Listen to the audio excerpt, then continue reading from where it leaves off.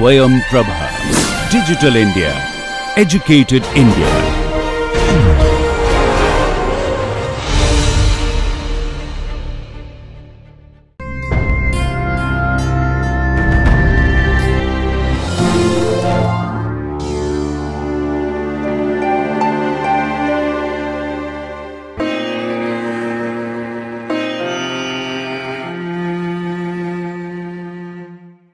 Photochemistry Module 6 Lecture 1. This is Malika Pathak from Miranda House, University of Delhi. The academic expert of the course is Dr. Amrita T. Sheikh, and the recording is being done under the DTH Swayam Prabha project of the MHRD, New Delhi. So in the previous class, we finished with the topic called chemical kinetics, and the last topic within the chemical kinetics that we had studied was catalysts. So what are catalysts? Catalysts were those which were increasing the rate of the reaction, and we looked at how they act, what is a catalytic action. Then we looked at the classification of catalysts, followed by a detailed look at the kinetics of the acid-base catalyzed reactions and the enzyme catalyzed reaction. Now today we start with another important topic called photochemistry. So we will initially take a look at what is a photochemistry, what are the laws of photochemistry, followed by a look at Lambert's law and the Lambert-Beer's law, then a look at quantum yield and what are the reasons for low and high quantum yield of a photochemical reactions. So what is photochemistry? Now photochemistry deals with the study of chemical reactions which are caused by the absorption of light radiations. So only those radiations which are absorbed can cause a chemical change. The light radiations of the visible and UV regions lying between 800 nanometer and 200 nanometer wavelengths are chiefly involved in bringing about such reactions. Now photochemistry is very, very important. Why? Because it is basic to the world we live in, with sun as the central figure for the survival of life. Also, the relevance of photochemistry is in the varied applications of it in the science and technology. There are synthetic organic photochemistry which have provided methods for the manufacturers of many chemicals which could not be done in a dark reaction. So it is very, very relevant for the industries also. But how does it differ from a thermal reaction? In ordinary thermal reactions, the activation energy for the reaction was obtained from the random intermolecular collisions. But in a photochemical reaction, the activation energy is acquired by the absorption of photons of a particular wavelength from either the visible region or in the UV region. So it is possible to excite a particular atom in a reaction mixture independent of other species that are present in the reaction mixture. So whereas thermal reactions were not allowing us to be selective, the photochemical reactions are very selective in nature. So let's look at what are the various processes which constitute photochemistry. When a molecule is excited to an electronically excited state by the absorption of a photon, it can undergo a number of different primary processes. It can undergo a reaction like dissociation, isomerization, rearrangement, or a reaction with another molecule. Then it is called as a photochemical process. Or it can undergo radiative or a non-radiative transition. If it undergoes a radiative transition or a non-radiative transition, then it is called as a photophysical process. That is, no chemical reaction is taking place. Now let's look at the two laws which govern photochemistry. One is called as Grotthuss-Draper law. The other is called as the Stark-Einstein's law of photochemical equivalence. Now Grotthuss-Draper law was given by Grotthuss and Draper in the 19th century, and they found that only the light which is absorbed by a molecule can be effective in producing a photochemical change in the molecule. But this law does not imply that the absorbed light must always bring about a chemical change. So this is only a qualitative law and does not provide any relationship between the amount of light absorbed and the number of reacting molecules. The second law, the Stark-Einstein's law of photochemical equivalence, was given by Stark in 1908 and by Einstein in 1912. And this law states that each photon of the light absorbed by a chemical system results in only one molecule being activated for a photochemical reaction. Or in other words, it says each light absorbing molecule in a photochemical reaction absorbs only one quantum of light which causes the activation. That is, each photon of light absorbed will result in only one molecule being activated. Now what happens if the energy is absorbed by 1 mole of a reacting molecule? Then this energy is called as 1 Einstein, and the value of this energy, the energy absorbed by 1 mole of the reacting molecules, is calculated as energy is equal to Avogadro number into Planck's constant into frequency, or it can be written as n into h into c by lambda, where lambda is the wavelength of the light. So if we substitute the value of n, which is 6.022 into 10 to the power 23 per mole, h is 6.626 into 10 to the power minus 34 joules second, and we take the c as 3 into 10 to the power 8 meter per second and lambda in meters, then we can get the values. So in the SI unit, this value comes out to be 0.1197 divided by lambda in meters will give you energy in joules per mole. So if this has come when we have substituted the value of n as 6.022 into 10 to the power 23, h as 6.626 into 10 to the power minus 34 joules second, and c as 3 into 10 to the power 8 meter per second. So then the value that you get is 0.1197 divided by lambda. If you take it in meters, the units that you will get is joules per mole.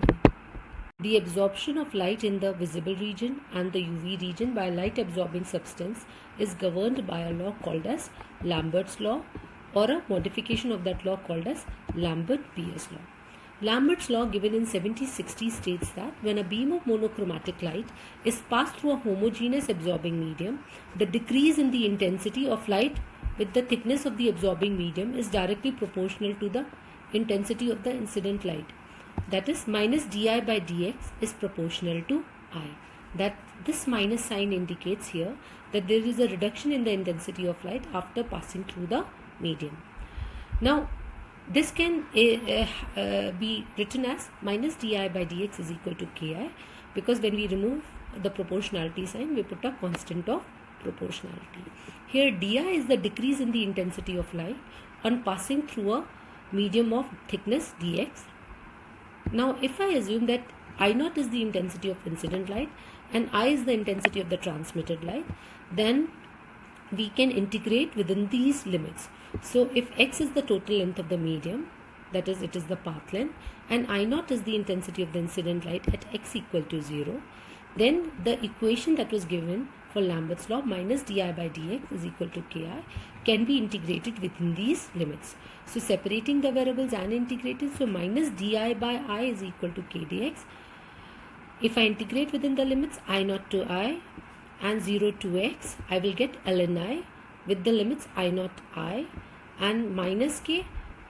Dx ka integration is x, so 0 to x. So ln I minus ln I naught minus k x minus 0. This can be rearranged to give you ln I upon I naught is equal to minus kx.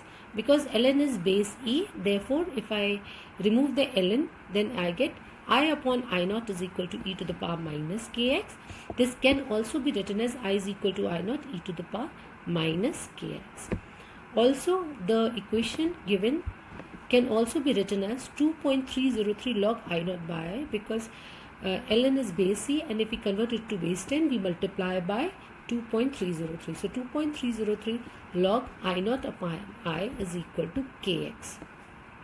So this, if I take 2.303 on the right hand side, I get log I naught upon I is equal to k prime x, where k prime is equal to k upon 2.303. This k prime is called as the absorption coefficient or absorptivity of the substance, or the extinction coefficient.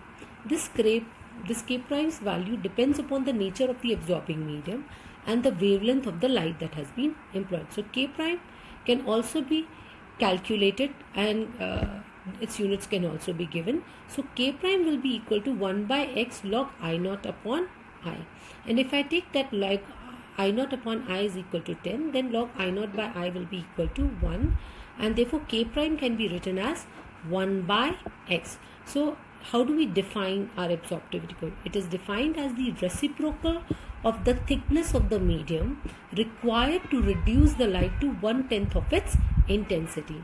It may be noted here that log I naught upon I is called as the absorbance A, or the optical density of the medium, and the ratio I by I naught is called as the transmittance. So log I naught by I is absorbance, and I by I naught is called as the transmittance. So log I naught upon I is equal to K prime X, and we know that log I naught upon I is also called as absorbance, so A is equal to K prime X, and we know that T is equal to I by I naught, so A is in fact equal to log 1 upon T, and these mathematical terms can therefore be used for the calculation during the numericals.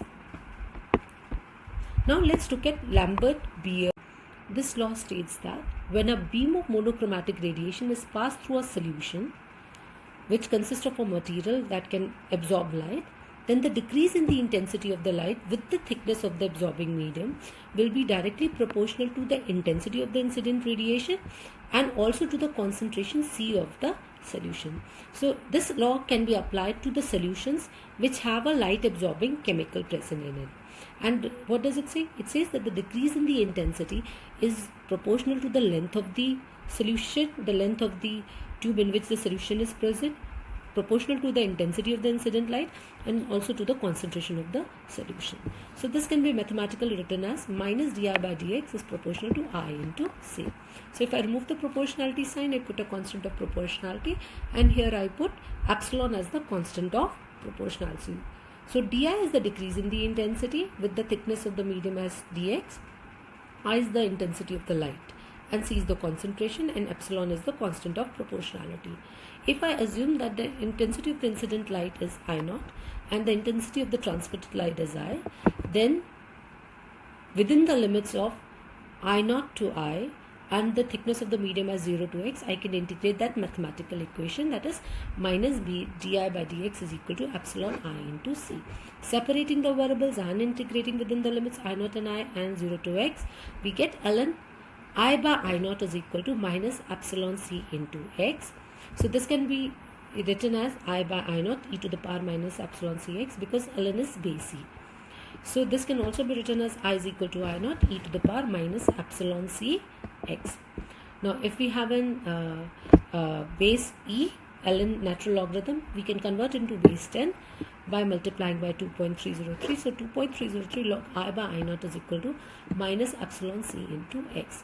So if I take the 2.303 on the right hand side, I get log I by I naught is equal to minus epsilon 2.303 C into x, which can also be written as log I by I naught minus epsilon prime C into x, where epsilon prime is equal to epsilon upon 2.303. Now we know that the absorbance is equal to log I naught by I. So I can rewrite this equation in terms of absorbance. So log I naught upon I is equal to epsilon prime Cx, and therefore it can be written as absorbance is equal to epsilon prime C into x. Here epsilon prime is nothing but molar absorption coefficient, or the molar absorptivity of the substance, or the molar extinction coefficient. Now let's try and define epsilon prime. Now we know that absorbance, or the optical density, is equal to epsilon prime C into x. So epsilon prime can be written as A absorbance upon Cx. So epsilon prime is equal to 1 by Cx log I naught by I. So if we take concentration as 1 molar and log I naught by I as 1, then epsilon prime will be equal to 1 by x. So molar extinction coefficient can therefore be defined as the reciprocal of a thickness of 1 molar solution which reduces the intensity of light passing through it to 1/10 of the original value. I am repeating, it says that molar extinction coefficient is defined as the reciprocal of the thickness of the medium of a 1 molar solution which reduces the intensity of the light to 1/10 of its original value. So this is how we define our molar absorption or a molar extinction coefficient. Now this Lambert-Beer's law, or a Beer's law, is applicable only to dilute solutions and is not able to work out for concentrated solution. We are going to discuss the limitations of it later, but let's first find out the units of epsilon prime, or the molar absorption coefficient, or the molar extinction coefficient. Now epsilon prime is equal to 1 by Cx log I naught by I, and we know that log I naught by I will be a dimensionless quantity, so the units of epsilon prime will be concentration inverse, length inverse. I also want to specifically say something here, that in most of the books you see absorbance is written as epsilon C into x, because they initially use the term K and then divided by 2.303 to give you the value of epsilon. So epsilon there in most of the books is written as K upon 2.303. Because here I have initially used epsilon and then divided by 2.303, I am representing it as epsilon prime. But you can write any which way. So the units are concentration inverse, length inverse for the epsilon prime. If the units were expressed in moles per liter for concentration and centimeters for length, then the units of epsilon prime would be liter per mole per centimeter. But if the units were mole per decimeter cube for concentration and meters for length, then the epsilon prime would have units of decimeter cube, mole inverse, meter inverse. Also, if we plotted a graph of absorbance versus concentration, we would get a straight line passing through origin of the kind y is equal to mx, because a is equal to epsilon prime c into x, and the slope of this graph will be equal to epsilon prime. So if you want to find out the value of molar absorption coefficient of a solution, then you need to plot a graph of absorbance versus concentration for different solution concentration. Now let's look at the limitations of the Lambert-Beer's law. The Lambert-Beer's law is only valid for monochromatic radiation, because every time we were defining it or stating it, we used to say it was a monochromatic radiation, so it is not valid for a polychromatic radiation. Also, as I have said before, that this law is only valid for dilute solution. If you use a concentrated solution, then the interionic interaction drastically alters the ability of the solute to absorb a given wavelength of the incident radiation, and the A versus C plot is no longer a linear, it turns to curve out. So you need to use the dilute solutions. Third important point is that you should keep the temperature almost same. If you take the temperature and change it too much, or you increase the temperature too much, then the absorbance bands tends to move towards the longer wavelength. Also, you must try and avoid the scattering of light or any other phenomena taking place while studying the Lambert-Beer's law. Now let's look at this numerical for a better understanding of Lambert-Beer's law. We have taken a solution of tryptophan which has an absorbance of 280 nanometer of 0.54 in a 0.5 centimeter length cuvette. Given the absorbance coefficient of tryptophan is this, what is the concentration of the solution? So we are given the values of L, which is 0.5. We are given the value of absorbance as 0.54, and the epsilon is 6.4 into 10 to the power 3. Sorry for the exponential, liter per mole per centimeter. So if I substitute the value of each of these terms, then I can get the value of concentration. So concentration is equal to absorbance upon L into epsilon prime. So absorbance is equal to 0.54 divided by 6.4 into 10 to the power 3 into 0.5, and you will get that the concentration of the solution is 0.000168 molar. So you can solve various numerical on Lambert-Beer's law. Now let's start with something called as quantum efficiency or quantum. To relate the quanta of light absorbed with the number of molecules reacted, this term quantum efficiency or quantum yield was introduced. It is defined as the number of light absorbing molecules reacting per photon of light absorbed. So this can be mathematically written as number of molecules reacting in a given time upon number of quanta of light absorbed in the same time, or can be written as rate of chemical reaction upon quanta absorbed per second. In terms of molecules also, this can be written number of molecules reacted upon number of photons absorbed, or in terms of moles, amount of substances reacted upon amount of photons absorbed. Now, according to the law of photochemical equivalence, the quantum efficiency or quantum yield will always be equal to 1 for a primary process. However, the overall quantum yield for a reaction can be low or high, and this altered quantum yield value is due to the secondary processes that occur along with the primary processes. Now, the quantum yield of any photochemical reaction can be measured using this experimental setup, which consists of a light source which emits radiation of suitable intensity in the desired spectral range. The commonly used sources are filament lamps, carbon metal arcs, and various gas discharge tube. It also has a lens of suitable focal length. Then there is a monochromator or a filter which cuts off the radiations except the ones of desired wavelength. Then there is a cell or a cuvette which is used to keep the sample. Now you normally use a glass cell or a glass cuvette for the wavelength of light in the visible region. But if the radiations are below 350 nanometer, then we use the cell made up of quartz only. There is a detector or a recorder which is normally a thermopile or an actinometer and is used to measure the intensity of light radiation. Now, to get a better understanding of quantum yield or a quantum efficiency, let's look at these two examples. In the case of photolysis of Cl2 and H2, you see that the quantum yield is equal to 10 to the power 6. But in the case of photolysis of bromine and hydrogen, you get a very low quantum yield of the order of 0.01. Now let's look at the reasons for these high and low quantum yield. The reasons for high quantum yield are that the excited atoms of free radicals are produced in the primary process, and these initiate a series of chain reactions, as for example in the combination of H2 and Cl2 to give HCl, when the resulting quantum yields can be of the order of 10 to the power 6 or more. There can be other reason that the secondary reaction is exothermic and the heat of the reaction may activate the molecules, thereby causing them to react, and this result in a high quantum yield. This is what is happening in H2 and Cl2. You saw that it was written exothermic reaction. The reasons for the low quantum yield could be that the excited molecules have got deactivated before they could form the products, or the collision of the excited molecules with the non-excited molecules have resulted in the former losing the energy. Third, the primary photochemical process have got reversed, or fourth, the dissociated fragments have combined to form the original molecule. There can be other reasons also, like there have been radiative transitions that have taken place, like fluorescence and phosphorescence, and the energy has been lost. Now let's look at this example to get an understanding of how the quantum yields are calculated for a reaction. In the photochemical decomposition of ethylene iodide, C2H4I2 plus HNu giving you C2H4 plus I2 with the radiation of 424 nanometer, the iodine formed after 20 minutes required 41.14 centimeter cube of 0.025 moles per decimeter cube solution of Na2S2O3. The intensity of the light source was 9.15 into 10 to the power minus 4 joules per second. Calculate the quantum yield assuming absorption of the energy was complete.